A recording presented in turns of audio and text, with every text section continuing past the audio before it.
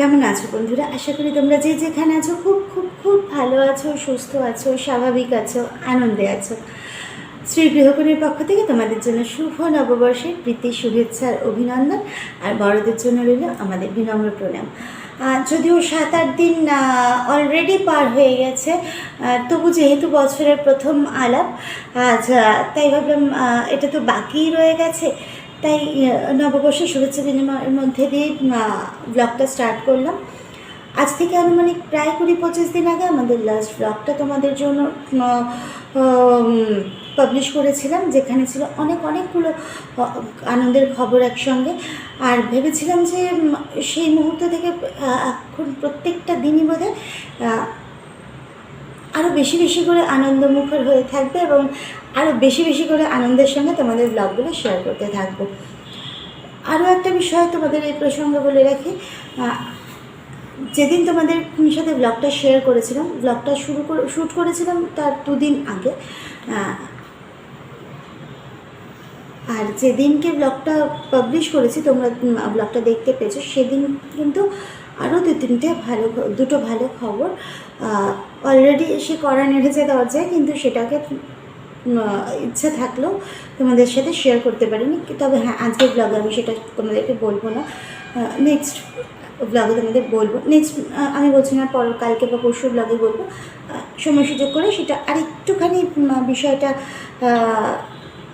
আর একটু পজিটিভ হলে তোমাদের সাথে নিশ্চয়ই সেটা শেয়ার করবো। আর আরেকটা বিষয় বলি, আসল বিষয় বলি, এই যে 20-25 দিন হয়ে গেল, 20-25 দিন ধরে তোমাদের সাথে কোনো রকম ব্লগ শেয়ার করতে পারিনি। এটার মেন কারণটা অ্যাকচুয়ালি কী বলো তো, সেই মানসিকতাতেই ছিলাম না দুজনের কেউই, যে তোমাদের সাথে কোনো রকম ভিডিও শ্যুট করবো, তোমাদের সাথে সেগুলো শেয়ার করবো। অ্যাকচুয়ালি হয়তো ট্রাইও করেছি,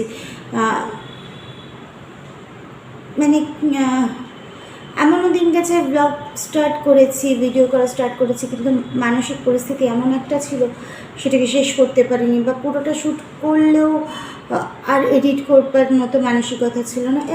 এই কারণেই আর কি বেশ কিছুদিন ব্লগ তোমাদের সাথে শেয়ার করতে পারিনি। এমন একটা সংসারের মধ্যে পরিস্থিতি তৈরি হয়েছিল, এমন একটা ঝড় বা ঝড়ের ঝাপটা পুরো জীবনটাকে একদম অন্ধকারময় করে দিয়েছিল আর কি, যেটার জন্য জীবনে কখনো প্রস্তুতি ছিলাম না, কোনোদিনও ভাবতেই পারিনি এরকম একটা দুঃস্বপ্নও কখনো ভাবিনি যে এরকম একটা দিন জীবনে ফেস করতে হতে পারে। কি বলি তোমাদেরকে, অ্যাকচুয়ালি সবসময় সব কথা না খুব স্পষ্ট করে বলে ওঠাটা খুব কষ্টের হয়ে যায়।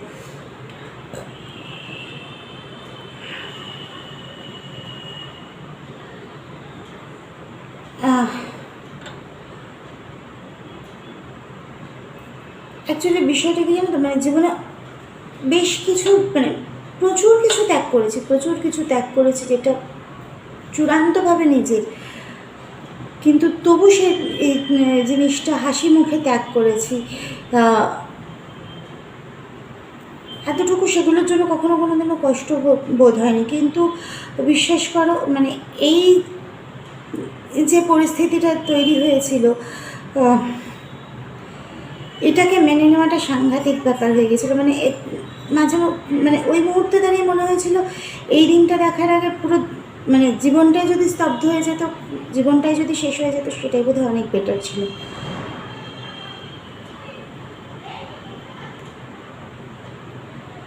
অ্যাকচুয়ালি ওই যে বললাম, জীবনে প্রচুর মুহূর্ত গেছে, এমন কিছু মুহূর্ত গেছে জীবনের অনেক কিছুকে হাসি মুখে ত্যাগ করেছি, কিন্তু যার জন্য জীবনের সমস্ত কিছুকে ত্যাগ করেছি বা যার জন্য জীবন লড়ে গেছি, লড়ে যাচ্ছি, পরিস্থিতিটা যদি এরকমই হয়ে থাকে, সেই মানুষটাই ত্যাগ করে যাওয়ার আমাকে ত্যাগ করার কথা ভাবে, বা সেই মানুষটার মধ্যে যদি সেই মানসিকতা তৈরি হয় যে আমি তার জীবনে ক্ষতির কারণ, কাজে আমাকে যদি সে ত্যাগ করে, সেটা বোধহয় তার জন্য অনেক বেশি শ্রেয়। এটা যদি তোমার সামনে এসে দাঁড়ায়, তখন সেই মুহূর্তটাকে মেনে নেওয়া সাংঘাতিক কঠিন হয়ে ওঠে আর কি।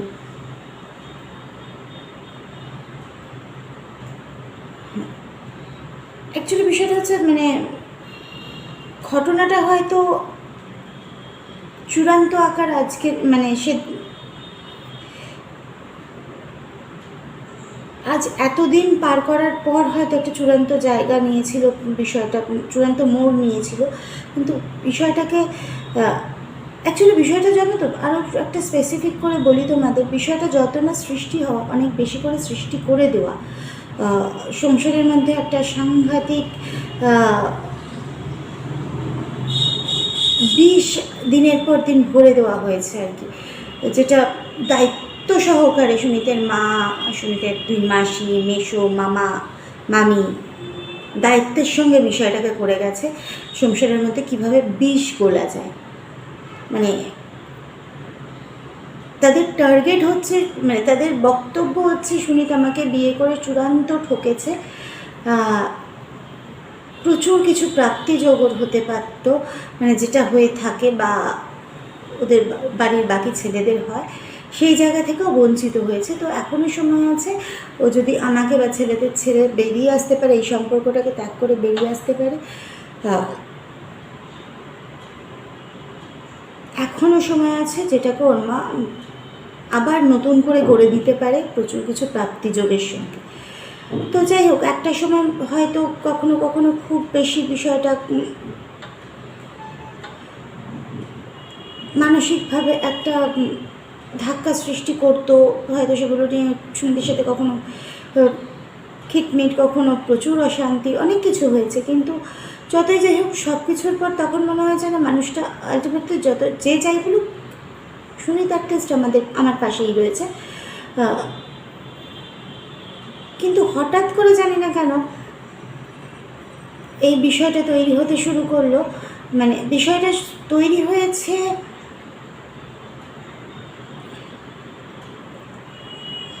হিসেব মতো 2018 যখন একেবারেই সুমিত পুরোপুরি মানে কাজের জায়গায়, চাকরির জায়গায় একটা সমস্যা তৈরি হলো, পুরোপুরি আর কি ঘরে বসে গেল, বসে যেতে বাধ্য হলো আর কি বলতে পারো। ও খানিকটা আমি ওকে ঘরে বসে যেতে বাধ্য করেছি, কারণ সেই মুহূর্তে দাঁড়িয়ে ওই সময়টাতে যে ধরনের কাজের প্রপোজাল ওর কাছে আসছিল, সেটা অনেক রকম দিক থেকে মানে কোনো দিক থেকেই খুব একটা স্যাটিসফ্যাকশনের ব্যাপার না। যে স্যালারি ওকে অফার করা হয়েছে, সেই স্যালারিতে না ও নিজের কোনো রকমভাবে, প্রত্যেকটা মানুষেরই একটা পকেট মানি বলে ব্যাপার থাকে, লাগে, সেই জায়গাটা ওকে সাফার করতে হবে, তবে গিয়ে সংসারটা একটু কোনো রকমে চলবে। আদারওয়াইজ ও যদি নিজের দিকটা কিছুমাত্র বাঁচিয়ে মানে নিজের জন্য কিছুমাত্র ব্যয় করে করতে যায়, তাহলে সংসারটা ওই আর কি, মানে ও চাকরি করলেও যা, না করলেও তা, এইভাবেই সংসারটা চলবে। তো সেরকমভাবে যুদ্ধ করার থেকে আমার তখন মনে হয়েছে সেই মুহূর্তে দাঁড়িয়ে নিজেদের মানে যেটুকু ছিল সেইটুকু দিয়ে যখন ব্যবসাটা শুরু করেছে, সেই ব্যবসাটাতে অফোর্ড দিলে বোধ হয়, বা পুরো টাইমটা যদি দুজনে মিলে ব্যবসাটার পিছনে দিই, তাতে করে ব্যবসাটা চটপট দাঁড়াবে। এবং আরেকটা জিনিস যেটা হবে, সত্যি কথা বলতে আমি কাউকে ছোট করছি না, কিন্তু তবু দেখো, বেসরকারি চাকরির ক্ষেত্রে, বিশেষত যে কোনো কর্পোরেট সেক্টরের ক্ষেত্রে, কোথাও একটা নিজের বায়োডাটার না মানে লেভেলের গ্রাফটা আপস অ্যান্ড ডাউনস অনেকের ক্ষেত্রেই সেটা একটা প্রভাব ফেলে। মানে একবার যদি গ্রাফটা নেমে যায়, সেটাকে ঝট করে একটা ঠিকঠাক স্ট্যান্ডার্ড জায়গায় পৌঁছে নিয়ে যেতে সত্যিই প্রবলেম হয়। তো সেইটা ভেবেই আমি ওকে আরও বলেছিলাম, দেখো আমার লক্ষ্যটা বরাবরই ছিল এদিকে। এখন এই মুহূর্তে দাঁড়িয়ে ও যে জায়গাটা অ্যাচিভ করতে পেরেছে, সেইখানে এটা আজকে থেকে না, যেদিন থেকে আমরা মানে আমাদের কাজের জায়গাটা তৈরি হয়েছে, মানে আমাদের প্রফেশনাল লাইফটা তৈরি হয়েছে, সেই দিন থেকেই আমার একটা টার্গেট ছিল যে একদিন না একদিন সুমিত এই দুটো জায়গার যে কোনো একটা জায়গায় মানে ওকে পৌঁছাতেই হবে।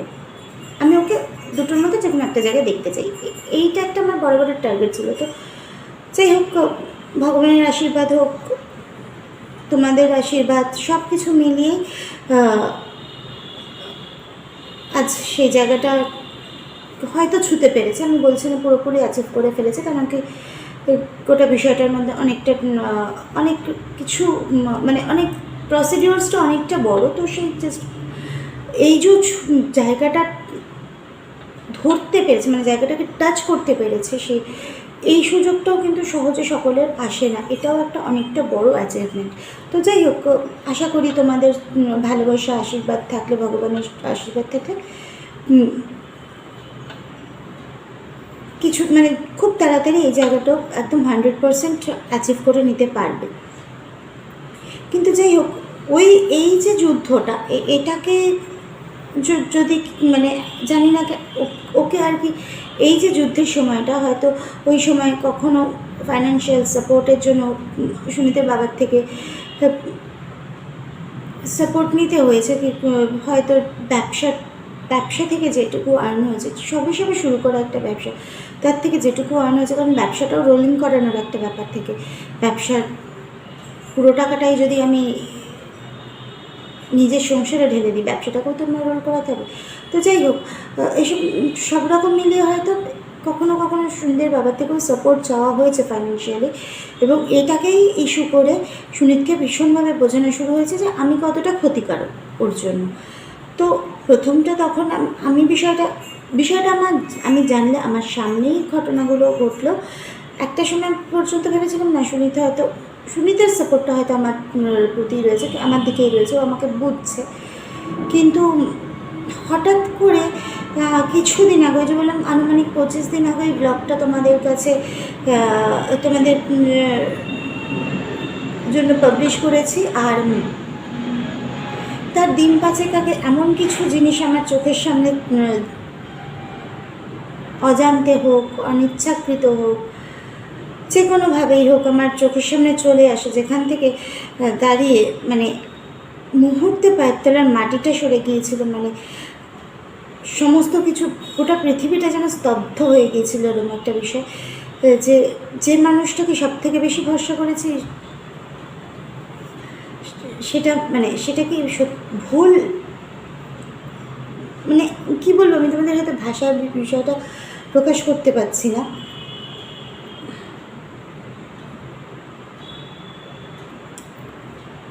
কোথাও একটা ভরসার জায়গাটাই নষ্ট হয়ে যাওয়ার মানে যেতে বসেছিল আর কি। ইনফ্যাক্ট আরও বেশি সেটা কষ্টকর হয়েছিল যখন 2-3 দিন ওয়াচ করার পর বাধ্য হয়ে একদিন যখন সুনীতকে আমি জিজ্ঞাসা করলাম, সম্ভবত পয়লা বৈশাখের দিনই ওটা ছিল,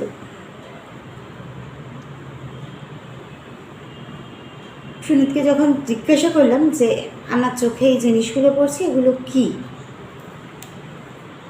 এটা আমার কাছে আরও বেশি কষ্টের লেগেছিল যে গোটা বিষয়টাকে শুনে ডিনাই করে গেল যে গোটা বিষয়টাই মিথ্যে। ও মানে এই ধরনের কিছু বিষয়ই ঘটেনি, গোটা বিষয়টা মানে আমি দেখেছি অথচ দেখিনি, এটাই, বা ভুল দেখেছি, আমার দেখাটা ভুল দেখা, এইটা আরও বেশি করে আমি নিতে পারিনি। কিন্তু যাই হোক, সেখান থেকেই চূড়ান্ত একটা অশান্তির সূত্রপাত।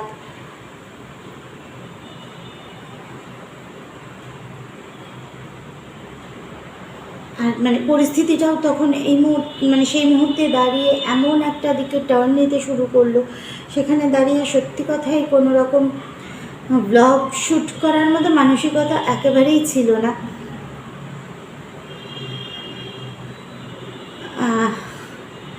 তো যাই হোক,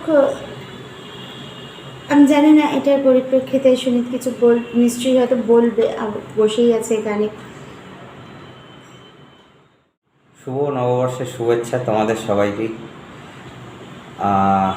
যদিও অনেক দিন হয়ে গেছে নববর্ষে, কিন্তু আমাদের এই ব্লগটা নববর্ষের পর প্রথম ব্লগ, তাই সকলকেই নববর্ষের শুভেচ্ছা জানিয়ে শুরু করছি। দেখো, তনুশ্রী যে কথাগুলো তোমাদের সাথে শেয়ার করছিল, আমি পাশেই ছিলাম, শুনছিলাম। দেখো, প্রথম দিন থেকেই আমাদের বাড়ি থেকে ওকে বিভিন্ন রকম শুনতে হয়েছে, কারণ মেইন শোনার কারণটাই হচ্ছে ওদের বাড়ি থেকে কিছু দেয়নি, ওদের বাড়ি থেকে কিছু দেবে না, সেটা আমাকে আগেই বলেছিল।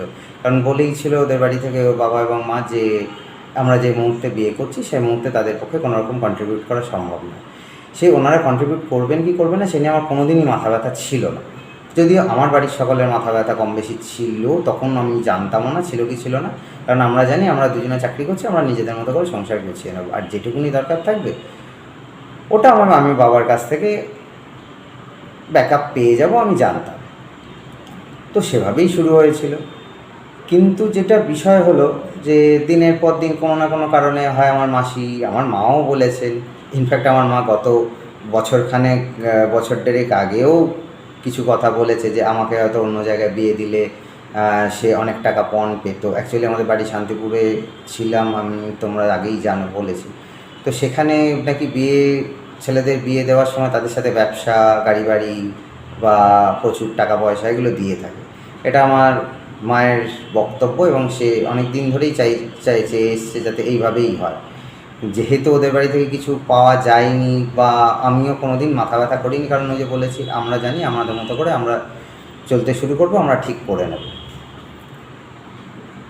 কিন্তু যতই আমরা আলাদা থাকি, আমরা প্রথম থেকে বিয়ের পর দিন থেকেই আমরা আমাদের মতো করে আলাদা আছি, কিন্তু থাকলেও সেখানে সবার এই ধরনের বক্তব্যগুলো থেকেই গেছে। কোনো না কোনো সময় কোনো অকেশানে কোথাও দেখা হলো বা কিছু হলো, সেগুলো নিয়ে আমার মাসিও বলেছে।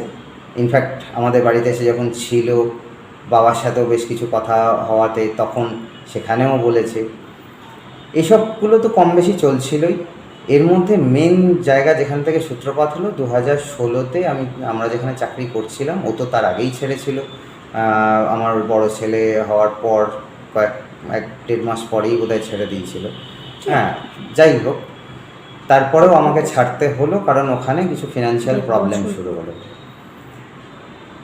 তারপরে আমি দু একটা জায়গায় চাকরি আরও করলাম, কিন্তু সেখানেও টাকা পয়সা নিয়ে কিছু সমস্যা বা মেন্টালিটি নিয়ে কিছু সমস্যা সব চলতে শুরু করাতে তখন তনুশ্রী বললো যে আমরা একটা ব্যবসা শুরু করতে। আমরা তো জানি আমাদের কস্টিউম জুয়েলারি ব্যবসা আছে। ব্যবসাটা তখন 2017-17তে শুরু করি। 17তে শুরু করার পরে এর পিছনেও অনেকগুলো ব্যাপার আছে। এই ব্যবসা শুরু করতে গিয়ে আমাদের নিজেদের তো যা যাওয়ার আগেই গেছিলো কম বেশি, তখনও গেছে। সোনা গয়না, ছেলেদের সোনা গয়নাগুলো পর্যন্ত ব্যবসার জন্য আমাকে ইনভেস্ট করে দিতে হয়।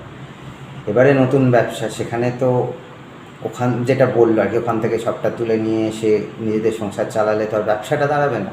সেক্ষেত্রে আমি বাবার কাছ থেকে মাঝে মধ্যেই কিছু চাইতাম, সেটা সে যেরকম পারতো হেল্প করতো। সেটা নিয়েই সমস্যা শুরু হলো, কেন ছেলেকে দেওয়া হচ্ছে, কেন ছেলেকে এটা দিচ্ছেন, কেন ছেলেকে ওটা দিচ্ছেন। ও যেটা বললো, যে এটা বলেওছে ছেলের বিয়ে দিয়েছেন না মেয়ের বিয়ে দিয়েছেন। এখন আমি জানি না ঠিক যে হ্যাঁ, হয়তো এই ব্যাপারগুলো নিয়ে কোনো কোনো সময় প্রতিবাদ করেছি, কোনো কোনো সময় করিনি। কিছু কিছু ক্ষেত্রে আমার মনে হয়েছে যে এক্ষুনি বোধহয় প্রতিবাদ করার সময় নয়, যেদিন সময় আসবে সেদিন প্রতিবাদ আমি ঠিক করব। তো যাই হোক, ও অন্য বাড়ি থেকে এসেছে আমাদের এখানে অ্যাডজাস্ট করা। সেই অ্যাডজাস্ট করার শুরুর দিন থেকেই যদি এখানে অপমানিত, এটা তো অপমান তো বটেই, অপমানিত হতে থাকে, সেটা তো একটা রিপারকেশান থাকবেই। এবারে আমাকে যেটা করতে হতো বা এখন হয়তো হয় না, এখন মানে অন্তত ইদানিং খুব ভেরি রিসেন্ট হয়তো এগুলোতে হচ্ছে না, এগুলো পুরোটাই আমি সমস্ত কিছু বাদ দিয়ে দিয়েছি, আমি আমার মতো করেই চলছি। এবং আগেও আমি যেটা করতাম, কে কী বলছে হয়তো প্রতিবাদ করতাম না সেটা ঠিকই, কিন্তু কখনোই মনে হয়নি যে তনুশ্রীকে ছেড়ে দিয়ে আমি আমার মায়ের কথা শুনবো বা মাসির কথা শুনবো, এগুলো কখনোই সেটা হয়নি। কিন্তু প্রতিটা মুহূর্তে ওর মনে হয়েছে, ওর মনে হওয়া থেকে ও বলেছে। এখানে কি বিষয়টা যেটা হয়েছে, আমি ওখানেও ওদের সাথে যুদ্ধ করেছি, আমি এখানেও ওর সাথে যুদ্ধ করেছি। কোনো কোনো সময় যুদ্ধ হয়েছে, কোনো কোনো সময় হয়নি, কিন্তু ম্যাক্সিমাম ক্ষেত্রেই হয়েছে।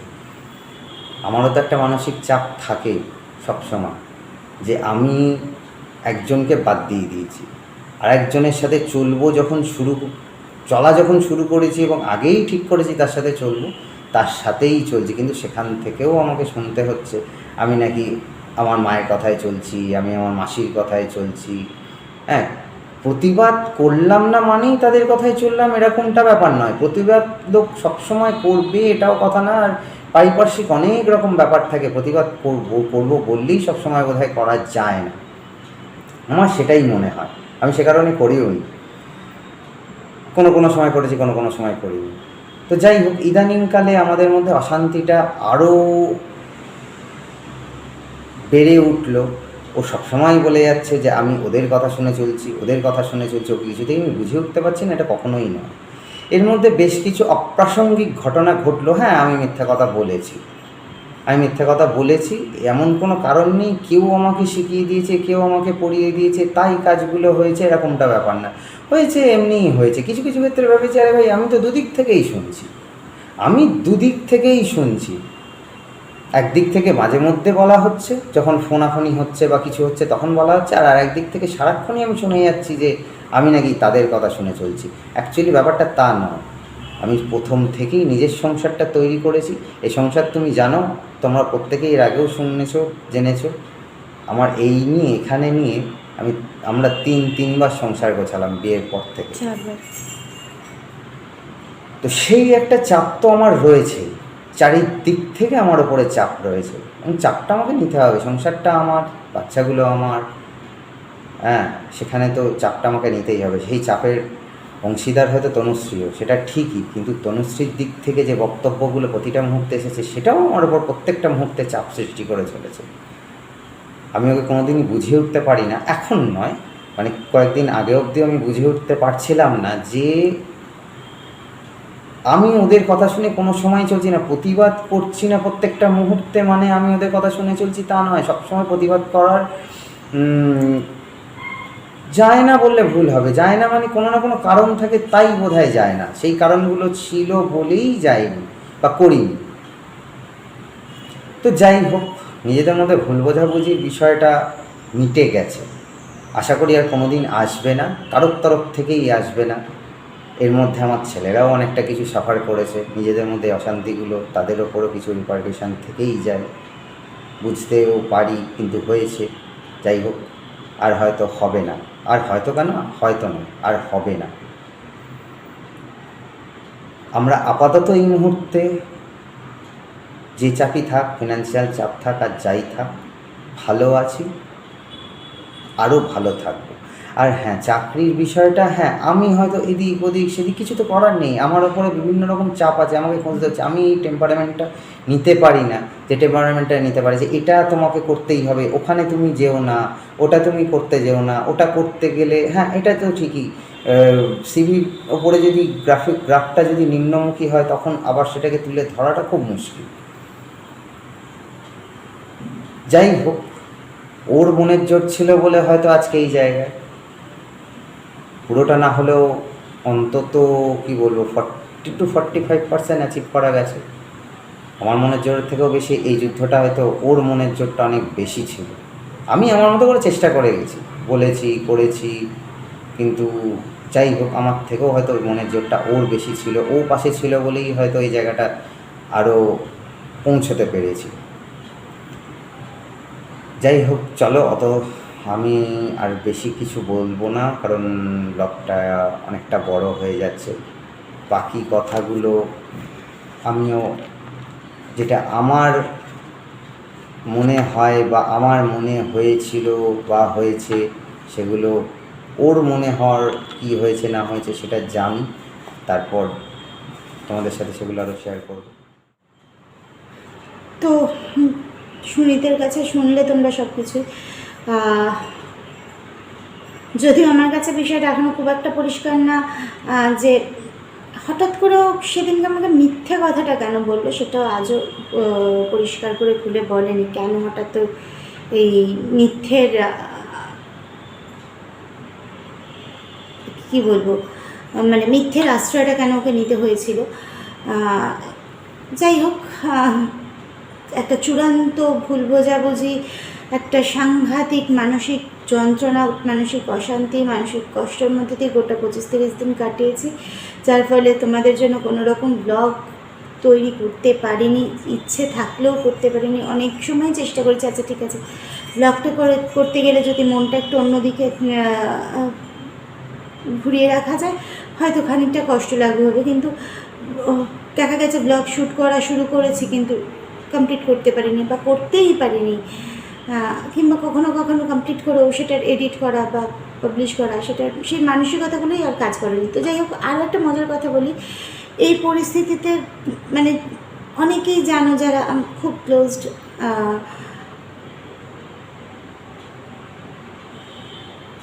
মানে সাংঘাতিক চূড়ান্ত একটা অশান্তির পর্যায়ে পৌঁছে গিয়েছিল, সাংঘাতিক চরম একটা আকার ধারণ করেছিল সম্পর্কটা। বেশ কিছু বন্ধু যারা সত্যি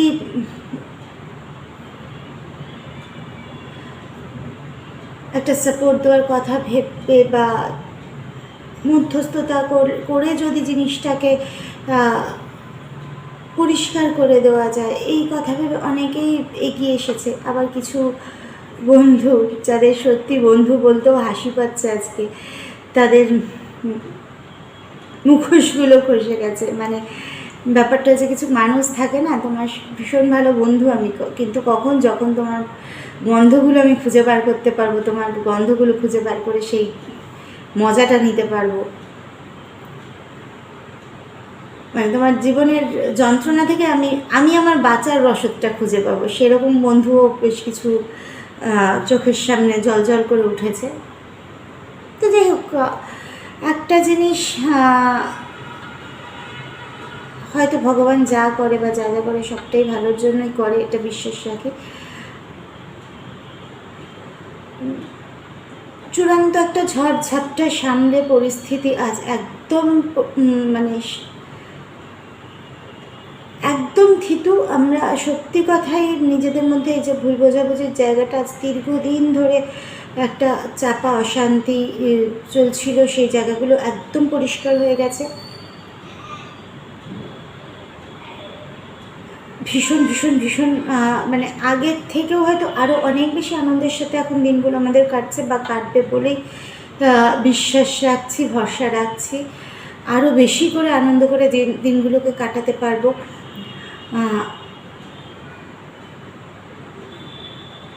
আর একটা জিনিস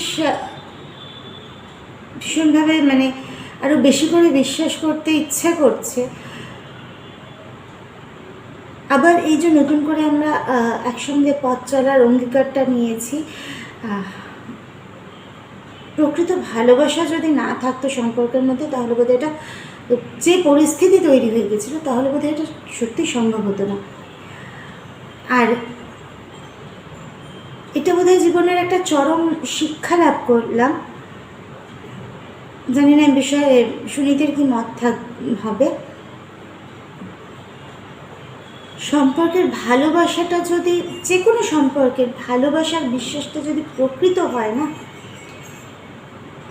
পৃথিবীতে এমন কোনো সম্পদ, এমন কোনো প্রাচুর্য, এমন কোনো শক্তি নেই সেই ভালোবাসাটা, মানে সেই ভালোবাসার সম্পর্কটাকে তুচ্ছ করে সেটা বড় প্রায়োরিটি পাবে। তো যাই হোক, এখন থেকে তোমাদের সাথে আবার আগের মতো হাসি খুশিভাবে নতুন প্রত্যেক দিন আমাদের ডেইলি লাইফস্টাইল ব্লগ তোমাদের জন্য আবার আমরা নিয়ে আসবো। তোমাদের সাথে আমাদের প্রতিদিনের, প্রতিনিয়ত, প্রতি মুহূর্তের সমস্ত কিছু শেয়ার করব। আর কি, আজকের মতো এখানেই শেষ করছি। যাওয়ার আগে আবার বলছি, শুভ নববর্ষ। খুব খুব খুব ভালো থেকো, তোমাদের নতুন বছর খুব ভালো কাটুক, খুব আনন্দে কাটুক। সব তিক্ততা ভুলে গিয়ে নতুন করে সব কিছুকে শুরু করার চেষ্টা করো। মনের জোর কখনো হারিও না, ভরসা হারিও না। আর জীবনে না শব্দটা না নিজেদের ডিকশনারিতে কখনো রেখো না। মানে নেগেটিভ মেন্টালিটি একবার যদি মনের মধ্যে বাসা বাঁধতে থাকে না, অটোমেটিক্যালি সব কিছু শেষ হয়ে যেতে থাকবে। সবসময় পজিটিভ মাইন্ড নিয়ে এগিয়ে চলো, দেখবে জীবনের লক্ষ্যে ঠিক পৌঁছবে। দুদিন আগে না হয় দুদিন পরে, কিন্তু পৌঁছবেই। পুরো যদি না পারো, কিছুটা হলেও জীবন দেখবে একটা সাকসেস এসছে। আর পুরোটা আসতে বাধ্য যদি মন থেকে নিজের আত্মবিশ্বাসের সাথে নিজের জায়গাটা, লক্ষ্যে, মানে নিজের লক্ষ্যে নিজের আত্মবিশ্বাসের সাথে এগিয়ে যাও, ঠিক নিজের লক্ষ্যটা পূরণ হতে বাধ্য। তো যাই হোক, আর বেশি কিছু কথা বলবো না, ব্লগটা অলরেডি অনেকটা বড় হয়ে গেছে। আজকের মতো শুভরাত্রি, খুব ভালো থেকো তোমরা। আবার দেখা হবে কাল একটা নতুন ব্লগ নিয়ে।